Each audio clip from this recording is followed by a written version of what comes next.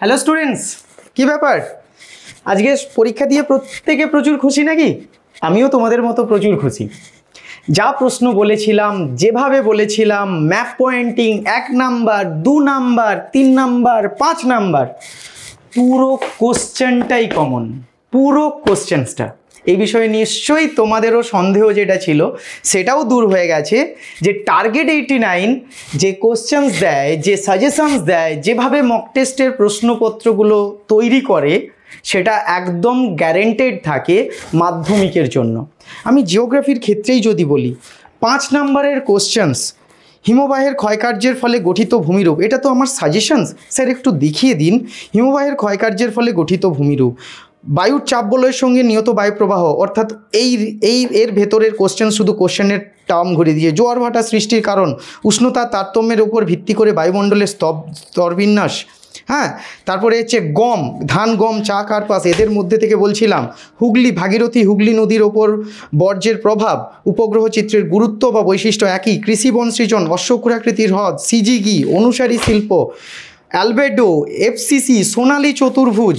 মানে আমি কোশ্চেন্স দেখিয়ে শেষ করতে পারবো না। সবুজ বিপ্লব যেটা ঘুরিয়ে এসছে, পৃথিবীর চাপ বলে, সাতপুরা পর্বত। মানে মক টেস্টের অবঘর্ষ মক টেস্টের ওপর বেস করেই ম্যাক্সিমাম কোশ্চেনটা এসেছে। কোশ্চেন্সগুলো মিলিয়ে নেবেন যে কোশ্চেনটাই যে তথ্য প্রযুক্তি শিল্পের উন্নতি, জোয়ার ভাটা সৃষ্টির কারণ, সোনালী চতুর্ভুজ, হুগলি নদীর ওপর বর্জ্যের প্রভাব, একদম ধরে ধরে প্রশ্ন এসছে, ধরে ধরে। আমি জাস্ট কালকেই তোমাদের ভিডিওতে বলেছিলাম হিমবাহের ক্ষয়কার্যের ফলে গঠিত ভূমিরূপ। হ্যাঁ, যারা আমাকে কালকে রাত্রে কল করেছিলে বা বিকেলে কল করেছিলে বা সন্ধ্যেতে কল করেছিলে তাদেরকে আমি কয়েকটা প্রশ্ন বলেও দিয়েছিলাম। হ্যাঁ, নগরায়নের সমস্যা, তথ্য প্রযুক্তি শিল্পের উন্নতির কারণ, ইত্যাদি ইত্যাদি যা যা বলেছিলাম, পুরো কোশ্চেন্সটা কমন এসেছে। খুব ভালো। তবে হ্যাঁ, কমন কোশ্চেন্সটা তোমাদের কাছে নিশ্চয়ই আমার আর বলার কিছু নেই, কারণ পুরো কোশ্চেনটা যেখানে কমন এসে গেছে সে জায়গাতে কত পার্সেন্ট কমন সেটা আর মুখ খুলে বলছি না। তোমরা কালকে রাত্রেই গ্রুপে আমাকে মেসেজও করেছিলে যে স্যার কোন ম্যাপগুলো করলে ভালো হয়। তোমাদের তো সাজেশনস দিয়েও ছিলাম, ডাউট ক্লিয়ারিং ক্লাসেও বলেছিলাম স্যার ক্যামেরাটা একটু নিয়ে আসুন। জাস্ট ওদের কালকে রাত্রেও আমি এইভাবে গ্রুপে বলেছিলাম, আমাদের মক টেস্ট গ্রুপ এটা। তো সেই ম্যাপ পয়েন্টিংয়ের যে পোর্শনস তার মধ্য থেকেও ম্যাক্সিমামটাই পড়ে গেছে। কিন্তু তোমরা যারা আমাদের এখানে মক টেস্ট দিয়েছো তোমরা খুব ভালোভাবে আশা রাখছি লিখে এসেছো, ঠিক আছে। আমার শুধু একটাই কথা বলার এখানে, যে তোমাদের মধ্যে আমি যে ফিডব্যাকটা পেয়েছি, তোমরা গ্রুপে যেভাবে বলেছো, যারা আমাকে কল করেছো, তার উপর বেস করে বলছি প্রায় 50 থেকে 60% স্টুডেন্ট 90-এর উপরে মার্কস পাবে, 90 কমসে কম।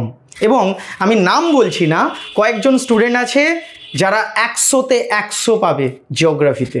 এই যেমন কালকে মক টেস্ট এ গ্রুপে রাত্রি 11:30টার সময় একজন মেসেজ করলো, স্যার এই কোশ্চেনটার উত্তর কি হবে।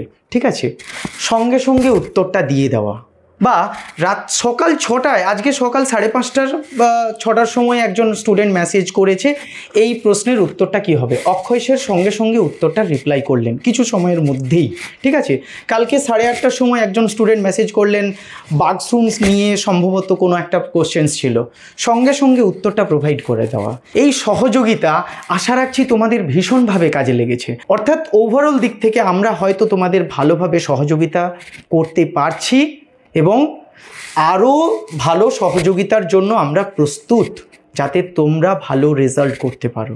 সুতরাং মাধ্যমিকের জন্য এই মক টেস্ট ভীষণ ইম্পর্ট্যান্ট।